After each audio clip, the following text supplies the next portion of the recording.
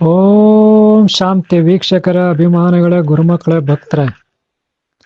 ಅಂತೆ ಕಂತೆ ಅನಿವಾರ್ಯತೆ ಅಸಹಾಯಕತೆ ತಿಳಿಗೇಡಿತನ ಇವುಗಳ ಮಧ್ಯೆ ಸಾಕಷ್ಟು ಮಂದಿ ಜೀವನ ಮಾಡ್ತಿರ್ತಾರೆ. ನಾನು ಹೇಳಿದ ಭಾಷೆ ಮುಮುಕ್ಷಗಳಿಗೆ ಜೀವನ್ಮುಕ್ತಿ, ಮುಕ್ತಿ, ಮೋಕ್ಷ ಅಥವಾ ಆಧ್ಯಾತ್ಮಿಕ ಪಾರಮಾರ್ಥಿಕ ಮಾರ್ಗದ ಮುಮುಕ್ಷಗಳಿಗೆ ನಾನು ಹೇಳಿದ್ದ ಭಾಷೆ ಅರ್ಥ ಆಗುತ್ತೆ. ವೈರಾಗ್ಯ, ಭಕ್ತಿ ಅಥವಾ ಜ್ಞಾನ ಮಾರ್ಗ ಆಯ್ಕೆ ಮಾಡ್ಕೊಂಡವರಿಗೆ ಈ ನನ್ನ ಭಾಷೆ ಅರ್ಥ ಆಗುತ್ತೆ. ವೀಕ್ಷಕರೇ, ಅಂತೆ ಕಂತೆ ಅನಿವಾರ್ಯತೆ ತಿಳಿಗೇಡಿತನ ಅಸಹಾಯಕತೆ ಇವುಗಳನ್ನ ಒಂದೊಂದಾಗಿ ನೋಡೋಣ. ನಾನು ಯಾರು, ನನ್ನನ್ನು ಸೃಷ್ಟಿ ಮಾಡಿದವರು ಯಾರು, ನಾನು ಯಾಕೆ ಇಲ್ಲಿದ್ದೀನಿ, ಭೂಮಿ ಮೇಲೆ ಇಷ್ಟು ಕಷ್ಟಗಳನ್ನು ನೋಡ್ತಾ ಇದ್ದೀನಿ. ಬಡವರಿದ್ದಾರೆ, ಶ್ರೀಮಂತರಿದ್ದಾರೆ. ಇಲ್ಲಿ ಒಳ್ಳೆ ಕಿತ್ಕೊಂಡು ತಿನ್ನೋರು, ಅಸಹಾಯಕರನ್ನ, ಅಮಾಯಕರನ್ನ ಅವ್ರ ಮೇಲೆ ಆಟ ಆಡಿ ಅವರನ್ನ ಪಾತಾಳಕ್ಕೆ ತುಳಿದು ಜೀವನ ಮಾಡೋರು ಇದ್ದಾರೆ. ಅಂದ್ರೆ ಅಸಹಾಯಕ, ಅಮಾಯಕ, ಒಳ್ಳೆಯವರಿದ್ದಾರೆ, ಅವರನ್ನ ತುಳಿತಾರೆ ಕೆಟ್ಟವರು. ಹಾಗಾದ್ರೆ ಈ ನರಕದ ಮುಂದೆ ನಾನು ಯಾರು? ಈ ನರಕ ಜೀವನದ ಮುಂದೆ ನಾನು ಯಾರು? ನಾನು ಏತಕ್ಕಾಗ್ಬಿಟ್ಟಿದ್ದೀನಿ? ಎಲ್ಲರೂ ತಿಳ್ಕೊತಾರೆ. ಕೆಲವರು ಹೇಳ್ತಾರೆ ನಾವು ಯಾವುದೋ ಒಂದು ಲೋಕದಿಂದ ಬಂದಿದ್ದೀವಿ, ಮತ್ತೆ ಇಲ್ಲಿ ಜೀವನ ಮಾಡಿ ಈ ಜನ್ಮ ಅಂತ್ಯ ಆದರೆ, ಈ ಶರೀರ ಬಿಟ್ಮೇಲೆ ಮತ್ತೆ ನಾವು ಮೊದಲಿಂದ ಎಲ್ಲಿ ಬಂದಿದ್ದೀವಿ ಅಲ್ಲೇ ಯಾವುದೋ ಒಂದು ನಕ್ಷತ್ರ ಲೋಕನೋ, ವೈಕುಂಠನೋ, ಕೈಲಾಸನೋ, ಸ್ವರ್ಗನೋ ಅಥವಾ ಬ್ರಹ್ಮಲೋಕನೋ, ಸತ್ಯಲೋಕನೋ, ಯಾವುದೋ ಒಂದು ಲೋಕ ಅಥವಾ ನರ್ಕಾನ, ಸ್ವರ್ಗನೋ ಎಲ್ಲೋ ಒಂದು ಕಡೆ ಸೇರ್ತೀವಿ. ನಮ್ಮನ್ನ ಸೃಷ್ಟಿ ಮಾಡಿದ ಆ ದೈವ ಯಾವುದೋ ಒಂದು ಲೋಕದಲ್ಲಿ ಇರ್ತಾನೆ, ನಾವು ಹೋಗ್ತೀವಿ. ಈ ರೀತಿ ಅವರವರ ಧರ್ಮಗಳಲ್ಲಿ ಅವರವರ ಒಂದೊಂದು ಕಥೆಯನ್ನು ಅಲ್ಲಿನ ಗುರುಗಳು ಮುಂದೆ ಬರ್ತಕ್ಕಂಥ ಮುಂದಿನ ಪೀಳಿಗೆ, ಶಿಷ್ಯ ಪರಂಪರೆಗೆ ಜ್ಞಾನ ಕೊಡ್ತಾರೆ. ಅವರವ್ರ ಇಷ್ಟ. ಇಲ್ಲಿ ಸಾಕಷ್ಟು ಧರ್ಮಗಳಿದೆ. ಒಂದು ಧರ್ಮ ಅಲ್ಲ, ಎರಡು ಧರ್ಮ ಅಲ್ಲ, 5 ಅಲ್ಲ, 10 ಅಲ್ಲ, 100 ಅಲ್ಲ, 100 ಧರ್ಮಗಳಿದೆ ಈ ಭೂಮಿ ಮೇಲೆ. ಈ ಭೂಮಿ ಬಿಟ್ಟು ಇನ್ನೂ ಬೇರೆ ಬೇರೆ ಗ್ರಹಗಳಲ್ಲೂ ಕೂಡ ಅಲ್ಲಿಯ ಜೀವರಾಶಿಗಳು ಅಲ್ಲಿದೆ ಆದ ಸಂಸ್ಕೃತಿ, ವಿಧಿವಿಧಾನಗಳು, ಸಿದ್ಧಾಂತಗಳು, ತತ್ವಗಳನ್ನು ಇಟ್ಕೊಂಡು ಅಲ್ಲಿ ಜೀವನ ಮಾಡ್ತಿರ್ತಾರೆ. ಅವರು ತಮ್ಮದೇ ಆದ ಕಟ್ಟುಪಾಡುಗಳಲ್ಲಿ ಜೀವನ ಮಾಡ್ತಿರ್ತಾರೆ. ಅದು ಯಾವುದೇ ಲೋಕ ಆಗಿರಲಿ. ಆದರೆ ಭೂಮಿ ಮೇಲಂತೂ ಚಿತ್ರ ವಿಚಿತ್ರವಾದ, ವಿಭಿನ್ನವಾದ, ವೈಶಿಷ್ಟ್ಯವಾದ ಜೀವ ಸಂಕುಲ ಇದೆ. ಅಂದರೆ ಪ್ರಾಣಿಗಳು, ಪಕ್ಷಿಗಳು, ಗಿಡ, ಮರ, ಬಳ್ಳಿಗಳು, ನಾನಾ ರೀತಿಯ ಚಿಕ್ಕದು ದೊಡ್ಡದು. ವಿಶೇಷವಾಗಿ ಒಂದು ನೋಡ್ದಂಗೆ ಇನ್ನೊಂದಿರಲ್ಲ, ಇನ್ನೊಂದು ನೋಡ್ದಂಗೆ ಮತ್ತೊಂದಿರಲ್ಲ. ಹಾಗೆ ಗುಣಗಳು ಅಷ್ಟೇ. ನೋಡೋಕ್ಕೆ ಆಕಾರಗಳು, ವಿಕಾರಗಳು ಎಲ್ಲವೂ ಸಹ, ಸ್ವಭಾವಗಳು ಸಹ ಬೇರೆ ಬೇರೆ ಇರ್ತವೆ. ಇಲ್ಲಿ ಸಮಸ್ಯೆ ಏನಂದ್ರೆ, ತುಂಬಾ ಆಶ್ಚರ್ಯಕರದ ಸಮಸ್ಯೆ ಅಂದ್ರೆ ಏನಪ್ಪ ಅಂದ್ರೆ, ಅಂತೆ ಕಂತೆ, ಹಾಗೆ ತಿಳಿಗೇಡಿತನ, ಹಾಗೆ ಅನಿವಾರ್ಯತೆ, ಅಸಹಾಯಕತೆ ಇವಿದವು. ಈಗ ಅಂತೆ ನೋಡೋಣ. ಅಂತೆ ಅಂದ್ರೆ ನಾನು ಈಗಾಗಲೇ ಹೇಳಿದೆ, ಅದು ಸ್ವರ್ಗ ಇದೆ. ಸ್ವರ್ಗದಲ್ಲಿ ಸ್ವರ್ಗಾಧಿಪತಿ ಇದ್ದಾನೆ. ನರಕ ಇದೆ, ಅಲ್ಲಿ ನರಕದಲ್ಲಿ ನರಕಾಧಿಪತಿ ಇದ್ದಾನೆ. ಕೈಲಾಸ ಇದೆ, ಕೈಲಾಸದಲ್ಲಿ ಕೈಲಾಸಾಧಿಪತಿ ಇದ್ದಾನೆ. ವೈಕುಂಠದಲ್ಲಿ ವೈಕುಂಠಾಧಿಪತಿ ಇದ್ದಾನೆ. ಬ್ರಹ್ಮಲೋಕದಲ್ಲಿ ಬ್ರಹ್ಮಲೋಕದ ಅಧಿಪತಿ ಇದ್ದಾನೆ. ಸೂರ್ಯಮಂಡಲದಲ್ಲಿ ಸೂರ್ಯ ಭಗವಾನ ಅಥವಾ ಅಲ್ಲಿನ ಸೂರ್ಯದೇವ ಇದ್ದಾನೆ. ಇನ್ನು ಚಂದ್ರಮಂಡಲ ಚಂದ್ರ ಇದ್ದಾನೆ. ಹೀಗೆ ಗ್ರಹಗಳೆಲ್ಲ ಅಲ್ಲಿನ ಅಧಿಪತಿಗಳಿದ್ದಾರೆ. ಹಾಗೆ ರಾಶಿಗಳಲ್ಲಿ ರಾಶಿಗಳ ಅಧಿಪತಿ ಇದ್ದಾರೆ. ಹೀಗೆ ನಕ್ಷತ್ರ ಮಂಡಲ, ಗ್ರಹತಾರ ನಕ್ಷತ್ರ ಮಂಡಲ ಇತ್ಯಾದಿ ಇತ್ಯಾದಿ ಅಲ್ಲದೆ ಇತರೆ ಕಣ್ಣಿಗೆ ಕಾಣದ ಸಾಕಷ್ಟು ಪರಿಕಲ್ಪನೆಗಳು ಮಾನವನಿಗೆ ಅಂದಿನಿಂದ ಇಂದಿನವರೆಗೂ ಅದು ಉಳ್ಕೊಂಡು ಬಂದಿದೆ. ಸಾಕಷ್ಟು ಗ್ರಂಥಗಳು, ಅದು ಭಗವದ್ಗೀತೆ ಇರ್ಬೋದು, ಹಿಂದೂ ಧರ್ಮದಲ್ಲಿ ರಾಮಾಯಣ ಇರ್ಬೋದು, ಸ್ಕಂದ ಪುರಾಣ ಇರ್ಬೋದು, ವಿಷ್ಣು ಪುರಾಣ ಇರ್ಬೋದು, ಶಿವಪುರಾಣ ಇರ್ಬೋದು, ದೇವಿ ಪುರಾಣ ಇರ್ಬೋದು, ಗರುಡ ಪುರಾಣ ಇರ್ಬೋದು. ಆದರೆ ಇದು ಕೇವಲ ಹಿಂದೂ ಧರ್ಮಕ್ಕೆ ಸೀಮಿತ ಅಲ್ಲ. ಹಾಗೆ ಇಸ್ಲಾಂ ಧರ್ಮ ಇದೆ, ಬೌದ್ಧ ಧರ್ಮ ಇದೆ, ಜೈನ ಧರ್ಮ ಇದೆ, ಸಿಖ್ ಧರ್ಮ ಇದೆ, ಕ್ರೈಸ್ತ ಧರ್ಮ ಇದೆ. ಅಲ್ಲದೆ ಇನ್ನೂ ಸಾಕಷ್ಟು ಧರ್ಮಗಳು ಈ ಭೂಮಿ ಮೇಲೆ ಇದ್ದಾವೆ.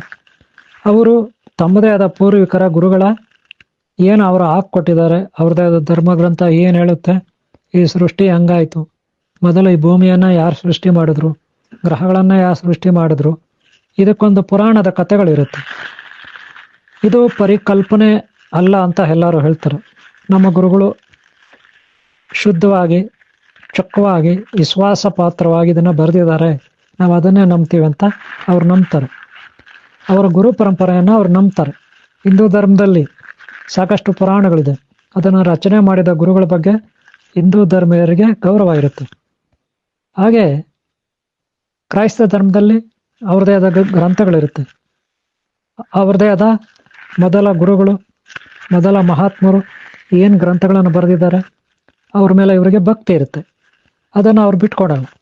ಹಾಗೆ ಇಸ್ಲಾಂ ಧರ್ಮ ಇರ್ಬೋದು, ಜೈನ ಧರ್ಮ, ಬೌದ್ಧ ಧರ್ಮ, ಸಿಖ್ ಧರ್ಮ, ಹಾಗೆ ಶಿಂಟೋನಿಸಮ್, ಕಾನ್ಫ್ಯೂಷಸ್, ಹೀಗೆ ಬೇರೆ ಬೇರೆ ಧರ್ಮಗಳು ಅವ್ರ ಗುರುಗಳು ಏನು ಬರೆದಿದ್ದಾರೆ, ಸೃಷ್ಟಿ ಹಂಗಾಯ್ತು, ಮೊದಲು ಯಾವ ರೀತಿ ಅದನ್ನು ಯಾರು ಸೃಷ್ಟಿ ಮಾಡಿದ್ರು, ಯಾರು ಉಪದೇಶ ಕೊಟ್ಟರು, ಅದಕ್ಕೆ ಅವ್ರದ್ದೇ ಆದ ಗ್ರಂಥಗಳಲ್ಲಿ ತಮ್ಮದೇ ಆದ ಒಂದು ವ್ಯಾಖ್ಯಾನವನ್ನು ಮಂಡನೆ ಮಾಡ್ತಾರೆ. ಹಾಗೆ ಹಿಂದೂ ಧರ್ಮದಲ್ಲೂ ಕೂಡ ತಮ್ಮದೇ ಆದ ರೀತಿಯಲ್ಲಿ ಇಲ್ಲಿನ ಪಂಡಿತಾತ್ಮರು ಮಂಡನೆ ಮಾಡ್ತಾರೆ. ಆದರೆ ಆ ಧರ್ಮಗಳಿಗೂ ಒಂದಕ್ಕೊಂದು ಧರ್ಮಗಳಿಗೂ ಬೇರೆ ಬೇರೆ ರೀತಿಯಲ್ಲಿ ಕೂಡ ವ್ಯಾಖ್ಯಾನ ಇರುತ್ತೆ. ಎಲ್ಲ ಕಡೆ ಒಂದೇ ಇರಲ್ಲ. ಯಾಕಂದ್ರೆ ಹಿಂದೂ ಧರ್ಮದಲ್ಲಿ ಬ್ರಹ್ಮಾಜಿ ಬ್ರಾಹ್ಮಶಕ್ತಿ ಈ ಭೂಮಂಡಲವನ್ನ ಈ ಜಗತ್ತನ್ನ ಸೃಷ್ಟಿ ಮಾಡ್ದ ಅಂತ ಹೇಳ್ತೀವಿ. ಮೊದಲು ಆದಿ ಪರಾಶಕ್ತಿ ಅಂತೀವಿ, ಅನಂತರ ತ್ರಿಮೂರ್ತಿಗಳು ಅಂತೀವಿ. ಆದರೆ ಅದೇ ರೀತಿ ಕ್ರೈಸ್ತ ಧರ್ಮದಲ್ಲಿ ಹೇಳೋದಿಲ್ಲ. ಆದರೆ ಕ್ರೈಸ್ತ ಧರ್ಮ ಇಸ್ಲಾಂ ಧರ್ಮ ಸ್ವಲ್ಪ ಸಾಮ್ಯತೆ, ಎರಡೂ ಒಂದು ರೀತಿ ಹೊಂದಾಣಿಕೆ ಆಗ್ತವೆ. ಹಾಗಂತ ಬೇರೆ ಎಲ್ಲ ಧರ್ಮಗಳು ಆಗೋದಿಲ್ಲ. ಅಲ್ಲಿ ಬೇರೆ ಬೇರೆ ಕಥೆಗಳಿರುತ್ತೆ, ಪುರಾಣ ಇರುತ್ತೆ. ಆದರೆ ಇರಲಿ, ಏನೇ ಇರಲಿ, ಫೈನಲ್ ಆಗಿ ಹೇಳೋದೇನೆಂದ್ರೆ, ಎಲ್ಲ ಧರ್ಮಗಳು ನಮ್ಮನ್ನ ಸೃಷ್ಟಿ ಮಾಡಿದ ನಮ್ಮ ದೇವರು, ನಾವಿಲ್ಲಿ ಇರ್ತೀವಿ, ನಾವಿಲ್ಲಿ ಸತ್ತ ಮೇಲೆ ಮತ್ತೆ ಅಲ್ಲಿ ಹೋಗ್ತೀವಿ, ಈ ರೀತಿ ಹೇಳ್ತಾರೆ. ಅಥವಾ ನರಕ ಇದೆ, ಪಾಪ ಮಾಡಿದವರು ನರಕಕ್ಕೆ ಹೋಗ್ತಾರೆ, ಪುಣ್ಯ ಮಾಡಿದವರು ಸ್ವರ್ಗ ಇದೆ, ಸ್ವರ್ಗಕ್ಕೆ ಹೋಗ್ತಾರೆ. ಇನ್ನು ಉಳಿದಂಥ ದೈವ ಭಕ್ತರು ಅವರವರ ದೇವತಾ ಲೋಕಗಳಿಗೆ ಅವರು ಹೋಗ್ತಾರೆ. ಇದು ಎಲ್ಲ ಧರ್ಮದಲ್ಲೂ ಹೇಳೋದು ಇಷ್ಟೇನೆ, ಬೇರೆ ಇನ್ನೇನು ಅಲ್ಲ. ಆದರೆ ಇಲ್ಲಿ ಒಂದು ಅರ್ಥ ಮಾಡ್ಕೋಬೇಕು. ಏನಪ್ಪಾ ಅಂದ್ರೆ, ಅಂತೆ ಕಂತೆ, ನಾನು ಆಗ್ಲೇ ಹೇಳಿದೆ, ಅಂತೆ ಕಂತೆನೇ ಹೊರತು ಇದು ಯಾರೋ ಹೋಗಿ ಅವ್ರ ಲೋಕಗಳಿಗೆ, ಇಲ್ಲ ನರಕಕ್ಕೋ ಇಲ್ಲ ಸ್ವರ್ಗಕ್ಕೋ ಅಲ್ಲಿ ಹೋಗಿ ಅಲ್ಲಿ ಒಂದು ವಿಡಿಯೋ ಮಾಡಿ ಫೋಟೋಗಳು ತಗೊಂಡು ಅಲ್ಲೆಲ್ಲ ಇಂಟರ್ವ್ಯೂ ಮಾಡಿ ಇವ್ರನ್ನ ಸಂದರ್ಶನ ಮಾಡಿ ಇಲ್ಲಿ ಯಾರು ಇದುವರೆಗೂ ಬಂದವರಿಲ್ಲ. ಆದರೆ ಭೂಮಿ ಮೇಲೆ ಯೂಟ್ಯೂಬ್ನಲ್ಲಿ ನೋಡಿರ್ಬೋದು, ಫೇಸ್ಬುಕ್ಕಲ್ಲಿ ನೋಡಿರ್ಬೋದು, ಅಥವಾ ಇನ್ಸ್ಟಾಗ್ರಾಮಲ್ಲಿ ನೋಡಿರ್ಬೋದು, ಯಾರ್ಯಾರೋ ಕ್ಯಾಮ್ರಾ ಹಿಡ್ಕೊಬಿಟ್ಟು ಯೂಟ್ಯೂಬರ್ಗಳು, ಸೋಷಿಯಲ್ ಮೀಡಿಯಾ ಯಾರ್ಯಾರೋ ಇವತ್ತು ನಡೆಸ್ತಿದ್ದಾರೆ, ಅವರೆಲ್ಲ ಟ್ರಾವೆಲರ್ಸ್ ಅಂತೆ ಹಾಕೋಬಿಟ್ಟಿರ್ತಾರೆ. ಅವರು ಆ ದೇಶ ಈ ದೇಶ ಎಲ್ಲ ಸುತ್ತಿರ್ತಾರೆ, ಅಲ್ಲಿ ಹೋಗಿ ವಿಡಿಯೋ ಮಾಡ್ತಾರೆ, ಅದನ್ನು ಅಪ್ಲೋಡ್ ಮಾಡ್ತಾರೆ ಯೂಟ್ಯೂಬಲ್ಲಿ. ನಾನು ಅಲ್ಲಿದ್ದೀನಿ, ನಾನು ಇಲ್ಲಿದ್ದೀನಿ, ನೋಡ್ರಿ ಇದು ಸಿಟಿ, ನೋಡ್ರಿ ಇದು ಚೈನಾ, ನೋಡ್ರಿ ಇದು ಬಜಾರು, ನೋಡಿ ಇದು ಮಾರ್ಕೆಟು, ನೋಡ್ರಿ ಇದು ನದಿ, ನೋಡ್ರಿ ಇದು ದೇವಸ್ಥಾನ. ಹೀಗೆ ಇವತ್ತು ಅದಕ್ಕೇನು ಕಡಿಮೆ ಇಲ್ಲ. ಆದರೆ ನೋಡ್ರಿ ಇದು ಕೈಲಾಸ, ನೋಡ್ರಿ ಇದು ವೈಕುಂಠ, ನೋಡ್ರಿ ಇದು ನರ್ಕ, ನೋಡ್ರಿ ಇದು ಇನ್ನೊಂದು, ನೋಡ್ರಿ ಇದು ಮತ್ತೊಂದು ಅಂತ ಯಾರೋ ವಿಡಿಯೋ ಮಾಡಿ ಹಾಕ್ದವ್ರಿಲ್ಲ. ಆದರೆ ಗ್ರಾಫಿಕ್ಗಳಿಗೇನು ಕೊರತೆ ಇಲ್ಲ, ತುಂಬ ಗ್ರಾಫಿಕ್ಗಳಿರುತ್ತೆ, ಅದು ಬೇರೆ ವಿಚಾರ. ಆದರೆ ಇಲ್ಲಿ ಸಾಕಷ್ಟು ಮತಾಂಧರು ನಮ್ಮ ಧರ್ಮನೇ ದೊಡ್ಡದು, ನಮ್ಮ ಜಾತಿನೇ ದೊಡ್ಡದು, ನಮ್ಮ ಧರ್ಮನೇ ದೊಡ್ಡದು, ನಾವೇ ದೊಡ್ಡ ಕುಲದವರು, ಮೇಲ್ ಕುಲದವರು, ಹೀಗೆ ಇದಕ್ಕೇನು ಮೇಲು ಕೀಳಿಗೆ ಕೊರತೆ ಇಲ್ಲ, ನೋಡಿರ್ಬೋದು. ಅದಕ್ಕಾಗಿ ಎಷ್ಟೋ ರಕ್ತಪಾತಗಳು ಹರಿದಿದೆ, ಎಷ್ಟೋ ಮಠ ಮಂದಿರ ಮಸೀದಿ ಚರ್ಚ್ಗಳು ಹಾಳಾಗಿದ್ದಾವೆ, ಒಡೆದಾಕಿದ್ದಾರೆ ಮತಾಂಧತೆಯಿಂದ. ಒಬ್ಬನ್ಕೊಂಡ್ರೆ ಒಂದು ಧರ್ಮ ಅನ್ಕೊಂಡ್ರೆ ಇನ್ನೊಂದು ಧರ್ಮಕ್ಕೆ ಆಗೋದಿಲ್ಲ. ಈ ರೀತಿ ಸಾಕಷ್ಟು ಇವತ್ತು ಹೋರಾಟಗಳು ನಡೀತಾ ಇದೆ. ಬೆಳಗ್ಗೆ ಎದ್ದರೆ ಕೆಲವರು ಬೇಗನೆ ಹೇಳ್ತಾರೆ, ಕೆಲವರು ರಾತ್ರಿ ಎಲ್ಲ ಸರಿಯಾಗಿ ನಿದ್ದೆ ಇರಲ್ಲ, ಕೆಲವರು ಲೇಟಾಗಿ ಹೇಳ್ತಾರೆ ಬೆಳಗ್ಗೆ. ಆದರೆ ಎಲ್ಲ ಮನುಷ್ಯರು ಒಂದೇ ರೀತಿ ಡ್ಯೂಟಿ ಮಾಡದೇ ಇದ್ರು, ಕೆಲಸ ಕಾರ್ಯ ಮಾಡದೇ ಇದ್ರು ಪರಸ್ಪರ ಸಾಮ್ಯತೆ ಇರುತ್ತೆ. ಇಲ್ಲಿ ಸಾಕಷ್ಟು ಕೆಲಸ ಕಾರ್ಯಗಳಿರುತ್ತೆ, ಏನೇನೋ ಕೆಲಸ ಕಾರ್ಯಗಳಿರ್ತದೆ. ಬೆಳಗ್ಗೆ ಹೇಳ್ತಾರೆ, ಯಾರೋ ಟೀ ಕಾಫಿ ಕುಡಿಯೋರು ಕುಡಿತಾರೆ, ತಿಂಡಿ ಮಾಡೋರು ಮಾಡ್ತಾರೆ, ಆಮೇಲೆ ಟೀ ಕಾಫಿ ಕುಡಿಯೋರು ಕುಡಿತಾರೆ, ಇಲ್ಲ ಹಾಲು ಕುಡಿತಾರೆ, ಇನ್ನೇನೋ ಕುಡಿತಾರೆ. ಆಮೇಲೆ ಡ್ಯೂಟಿಗೆ ಹೋಗ್ತಾರೆ ಕೆಲಸ ಕಾರ್ಯಕ್ಕೆ. ಅದು ತೋಟದ ಇರ್ಬೋದು, ಗದ್ದೆ ಇರ್ಬೋದು, ಹೊಲ ಇರ್ಬೋದು, ಅಥವಾ ಇನ್ಯಾವುದೋ ಆಫೀಸ್ ಇರ್ಬೋದು, ಇನ್ಯಾವುದೋ ಅಂಗಡಿ ವ್ಯಾಪಾರ ಇರ್ಬೋದು, ಹೋಟೆಲ್ ಇರ್ಬೋದು, ಅಥವಾ ಫ್ಯಾಕ್ಟ್ರಿ ಇರ್ಬೋದು, ಅಥವಾ ಯಾವುದೋ ಡ್ರೈವಿಂಗ್ ಕೆಲಸ ಇರ್ಬೋದು, ಹಾಸ್ಪಿಟಲ್ ಇರ್ಬೋದು, ಪೊಲೀಸ್ ಸ್ಟೇಷನು, ಮಿಲಿಟ್ರಿ ಇರ್ಬೋದು, ಆರ್ಮಿ ಸೈನ್ಯ ಇರ್ಬೋದು, ಒಟ್ಟಿನಲ್ಲಿ, ಅಥವಾ ಇನ್ಯಾವುದೋ ಸಂಶೋಧನೆ ಇರ್ಬೋದು, ಅಥವಾ ದೇವಸ್ಥಾನ, ಮಠ, ಮಂದಿರ ಇರ್ಬೋದು, ಗುಡಿ ಇರ್ಬೋದು, ಒಟ್ಟಿನಲ್ಲಿ ಅವ್ರದ್ದೇ ಆದ ಕೆಲಸ ಕಾರ್ಯಗಳಿಗೆ ಹೊರಗಡೆ ಒಂದಷ್ಟು ಜನ ಹೋಗ್ತಾರೆ. ಇನ್ನು ಕೆಲವರು ವಿದ್ಯಾಭ್ಯಾಸ ಮಾಡಲಿಕ್ಕೆ, ಏನೋ ಸಾಧನೆ ಮಾಡಲಿಕ್ಕೆ ಇನ್ನು ಕೆಲವರು ಹೋಗ್ತಾರೆ. ಇನ್ನು ಕೆಲವರು ಹಳಿದುಳಿದವರು ಮನೆಗಳಲ್ಲಿ, ತಮ್ಮ ಮನೆಗಳಲ್ಲಿ ಮನೆ ಕೆಲಸ ಮಾಡ್ತಾರೆ. ಒಟ್ಟಿನಲ್ಲಿ ಎಲ್ಲರೂ ಒಂದೇ ರೀತಿ ಬದುಕ್ತಿರ್ತಾರೆ. ಆದರೆ ನಾನು ಯಾರು, ಈ ಪ್ರಶ್ನೆ ಬಂದಾಗ, ನೋಡು ನಮ್ಮ ತಾತ ಅಜ್ಜಿ ಫೋಟೋ, ಆ ಫೋಟೋನಲ್ಲಿರೋದು ನಮ್ಮ ತಾತ, ಈ ಫೋಟೋನಲ್ಲಿರೋದು ನಮ್ಮ ಅಜ್ಜಿ, ಅವ್ರು ನಮ್ಮ ಅತ್ತೆ, ಇವ್ರು ನಮ್ಮ ಮಾವ, ಇವ್ರು ನಮ್ಮ ಅಪ್ಪ, ಇವ್ರು ನಮ್ಮಮ್ಮ, ಇವ್ರ ಅಣ್ಣ, ಇವ್ರ ಅಕ್ಕ, ಇಷ್ಟನ್ನೇ ಹೇಳ್ತಾರೆ. ಲಾಸ್ಟ್ಗೆ ತಂಗಿ, ತಮ್ಮ, ಮಕ್ಕಳು, ಮರಿ, ಅಥವಾ ನಮ್ಮ ಫ್ರೆಂಡ್ಸು, ಸ್ನೇಹಿತರು, ಅಥವಾ ನಮ್ಮ ಗುರುಗಳು, ಇಷ್ಟೇ ಹೇಳ್ತೀವಿ.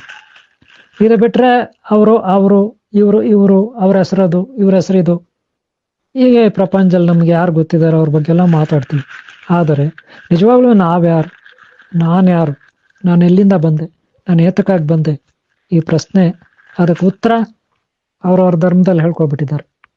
ನಾನು ಮೊದಲೇ ಹೇಳ್ದೆ, ನಾವು ಕೈಲಾಸದಿಂದ ಬಂದಿದ್ದೀವಿ, ವೈಕುಂಠದಿಂದ ಬಂದಿದ್ದೀವಿ, ಬ್ರಹ್ಮಲೋಕದಿಂದ ಬಂದಿದ್ವಿ, ಸ್ವರ್ಗದಿಂದ ಬಂದಿದ್ವಿ, ಅಥವಾ ಇನ್ಯಾವುದೋ ನಕ್ಷತ್ರ ಲೋಕದಿಂದ ಬಂದಿದ್ವಿ, ಭೂಮಿ ಮೇಲೆ ಇದ್ವಿ, ಮತ್ತೆ ವಾಪಸ್ ಅಲ್ಲಿಗೆ ಹೋಗ್ತೀವಿ. ಈ ರೀತಿ ಕೆಲವರು ಹೇಳ್ತಾರೆ. ಇನ್ನು ಕೆಲವು ಗುರುಗಳಂತೂ ನಿಮ್ಮನ್ನೆಲ್ಲ ನಾನು ಸ್ವರ್ಗಕ್ಕೆ ಕರ್ಕೊಂಡು ಹೋಗ್ತೀನಿ, ನಿಮ್ಮನ್ನೆಲ್ಲ ನಾನು ಒಂದು ಅದ್ಭುತವಾದ ಸತ್ಯಲೋಕಕ್ಕೆ ಕರ್ಕೊಂಡು ಹೋಗ್ತೀನಿ, ಅಲ್ಲಿ ಎಲ್ಲ ರೀತಿಯ ಅನುಕೂಲಗಳಿರುತ್ತೆ, ನಿಮ್ಗೆ ಬೇಕಾದ ವ್ಯವಸ್ಥೆಗಳಿರುತ್ತೆ, ಸುಂದರವಾಗಿರುತ್ತೆ, ವಜ್ರ ವೈಡೂರ್ಯಗಳಿಂದ ಕೂಡಿರುತ್ತೆ ಆ ಲೋಕ, ನಿಮ್ಮನ್ನ ಕರ್ಕೊಂಡು ಹೋಗ್ತೀನಿ, ನನ್ನ ಸಿದ್ಧಾಂತಗಳನ್ನ ಪಾಲನೆ ಮಾಡಿ, ನನ್ನ ಸಿದ್ಧಾಂತಗಳೇ ಸರಿ ಇದೆ, ಬೇರೆಯವ್ರ ಸಿದ್ಧಾಂತಗಳು ಸರಿ ಇಲ್ಲ, ಈ ರೀತಿ ಹೇಳಿ ಹೇಳಿ ಹೇಳಿ ಅನಾದಿ ಕಾಲದಿಂದ ಇವತ್ತು ನೂರಾರು ಧರ್ಮಗಳು, ಲಕ್ಷಾಂತರ ಗುರುಗಳು, ಅವ್ರದ್ದೇ ಆದ ಪಂಗಡಗಳು ಇಟ್ಕೊಂತು. ಆದರೆ ಮನುಷ್ಯರು ಹುಟ್ತಾನೇ ಇದ್ದಾರೆ, ಸಾಯ್ತಾನೇ ಇದ್ದಾರೆ. ನಿಜವಾಗಿ ಯಾರ ಹತ್ರನೂ ಯಾವುದೇ ಕ್ಲೂ ಇಲ್ಲ. ನಾನು ಎಲ್ಲಿಂದ ಬಂದಿದ್ದೀನಿ ಅನ್ನೋಕ್ಕೆ ಒಂದು ಕ್ಲೂ ಕೂಡ ಯಾರ ಹತ್ರ ಇಲ್ಲ. ಬರೀ ಗ್ರಂಥಗಳನ್ನ ತೋರಿಸ್ತಾರೆ. ನಮ್ಮ ಗುರು ಹೇಳ್ದ, ನಮ್ಮ ಧರ್ಮಗುರು ಹೇಳ್ದ, ಈ ಗ್ರಂಥದಲ್ಲಿದೆ, ಇದು ಬಿಟ್ಟು ನಾವೇನು ನಂಬಲ್ಲ, ಏನು ಬೇಕಾಗಿಲ್ಲ ನಮಗೆ, ಇದೇ ಅಲ್ಲ ನಮಗೆ, ಈ ರೀತಿ.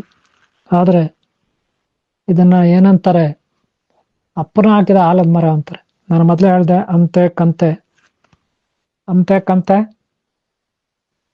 ನಾನು ಹೇಳಿದ್ನಲ್ಲ, ಅಂತೆ ಕಂತೆ ಜೊತೆಗೆ ತಿಳುಗಾಡಿತನ ಎಲ್ಲ ಗೊತ್ತಿದ್ದು ಗೊತ್ತಿಲ್ಲ ಅನ್ನೋ ಥರ ಹೇಳೋದು, ಮಾತಾಡೋದು.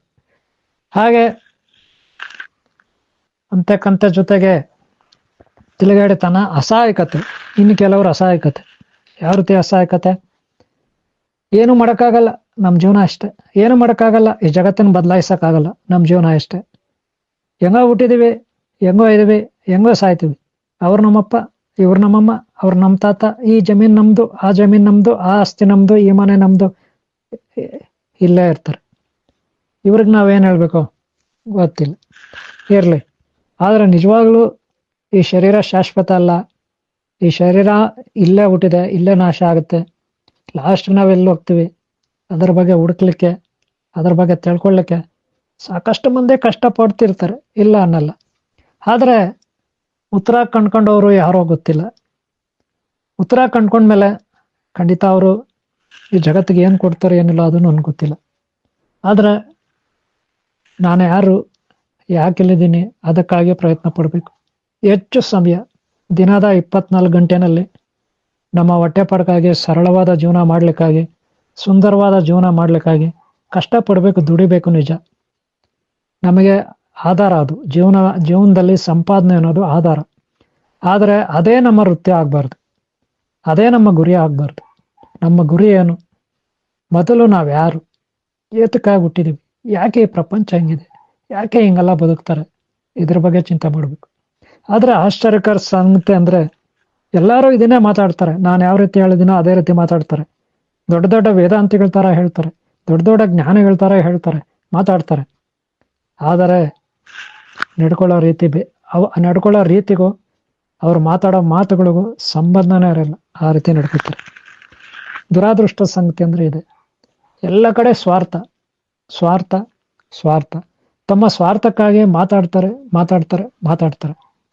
ಆದರೆ ಆತ್ಮಸಾಕ್ಷಿಯಾಗಿ ತಾವು ತಮಗೆ ಅಂತಿಮ ಕಾಲ ಬಂದಾಗ ಅವಾಗ ಗೊತ್ತಾಗುತ್ತೆ. ಅಂತಿಮ ಕಾಲ ಬಂದಾಗ ಅವಾಗ ಗೊತ್ತಾಗುತ್ತೆ. ಅದಕ್ಕೆ ನಾನು ಹೇಳೋದು, ನಾವು ಹುಡ್ದಾಗ ಒಬ್ಬರೇ ಹುಟ್ಟಿರ್ಬೋದು, ಹೋಗೋವಾಗ ಒಬ್ಬರೇ ಹೋಗ್ಬೋದು. ನಮಗಾಗಿ ನಾವು ಹೋರಾಟ ಮಾಡಬೇಕು.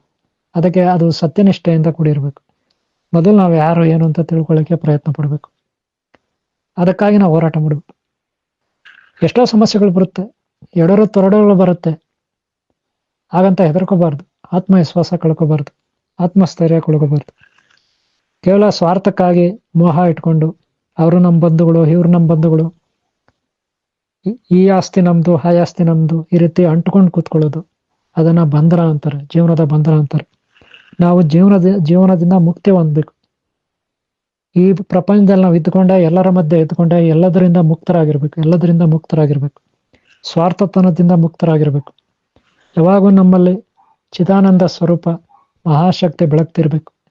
ನಮ್ಮ ಮನಸ್ಸು, ಬುದ್ಧಿ, ಭಾವನೆಗಳು, ನಮ್ಮ ಶಕ್ತಿ, ನಮ್ಮ ಶರೀರದ ಸಹಸ್ರಾರು ಅಂದ್ರೆ ನಮ್ಮ ಶಿರದ ತಲೆಯ ಮೇಲೆ, ನೆತ್ತಿಯ ಮೇಲೆ ಬ್ರಹ್ಮರಂಧ್ರ ಅಲ್ಲಿರ್ತಕ್ಕಂಥ ಆ ಪರಮೇಶ್ವರ ಶಕ್ತಿಯಲ್ಲಿ ನಾವು ಸದಾ ಧ್ಯಾನ ಮಾಡ್ತಾ ಲೀನವಾಗಿರ್ಬೇಕು. ಯಾವತ್ತೋ ಒಂದಿನ ಆ ಮಹಾಶಕ್ತಿ ನಮ್ಮನ್ನ ಗುರಿ ಮುಟ್ಸುತ್ತೆ. ಅವತ್ತು ಗೊತ್ತಾಗತ್ತೆ ನಾನು ಎಲ್ಲಿಂದ ಬಂದೆ ಅಂತ, ನಾನು ಯಾರು ಅಂತ. ಆ ರೀತಿ ಗೊತ್ತಾಗ್ಬೇಕಂದ್ರೆ ಮೊದಲು ಈ ಜಗತ್ತಿನ ಮೇಲೆ ಮೋಹ ಬಿಡ್ಬೇಕು. ಇಲ್ಲಿ ಏನೆಲ್ಲ ಇದೆ ಅದರಿಂದ ನಾವು ಮುಕ್ತರಾಗಬೇಕು. ನಮ್ಮ ಅಂತರಂಗದ ಕಡೆ ನಾವು ಹೆಚ್ಚಾಗಿ ಒಲವನ್ನ ತೋರ್ಬೇಕು. ಬಹಿರಂಗ ಅಲ್ಲ. ಬಹಿರಂಗ ಪ್ರಪಂಚ ಮಾಯೆಯಿಂದ ಕೂಡಿರುತ್ತೆ, ಅಂತರಂಗ ಪ್ರಪಂಚ ಮಾಯೆಯಿಂದ ಮುಕ್ತವಾಗಿರುತ್ತೆ. ಇಷ್ಟನ್ನು ಹೇಳ್ತಾ ನಾನು ಈ ವಿಡಿಯೋನ ಮುಗಿಸ್ತಾ ಇದ್ದೀನಿ. ನಿಮ್ಮೆಲ್ಲರೂ ಒಳ್ಳೆದಾಗ್ಲಿ. ನಿಮ್ಮ ಉದ್ಧಾರಕ್ಕಾಗಿ ನೀವು ಪ್ರಯತ್ನ ಪಡಿ. ಯಾವತ್ತೋ ಒಂದಿನ ನಾವು ಈ ಶರೀರ ಬಿಡಲೇಬೇಕು. ಹಾಗಿದ್ಮೇಲೆ ನಾವು ಯಾರು ಅಂತ ನಾವು ತಿಳ್ಕೊಳ್ದೆ ಹೋದ್ರೆ ಅದೇನು ಅಷ್ಟು ಚೆನ್ನಾಗಿ ಕಾಣಲ್ಲ. ಎಲ್ಲರಂತೆ ನಾವಿರೋದಕ್ಕಿಂತ ನಾವು ವಿಶೇಷವಾಗಿರ್ಬೇಕು. ಎಲ್ಲರೂ ಒಳ್ಳೆದಾಗ್ಲಿ. ಈ ವಿಡಿಯೋ ಇಷ್ಟ ಆದರೆ ಒಂದು ಲೈಕ್ ಮಾಡಿ. ಹಾಗೆ ಹಿಂದಿನ ಭಾಗ ನೋಡಿ, ಮುಂದಿನ ಭಾಗ ನೋಡಿ. ಓಂ ಶಾಂತಿ, ಓಂ ಶಾಂತಿ, ಓಂ ಶಾಂತಿ.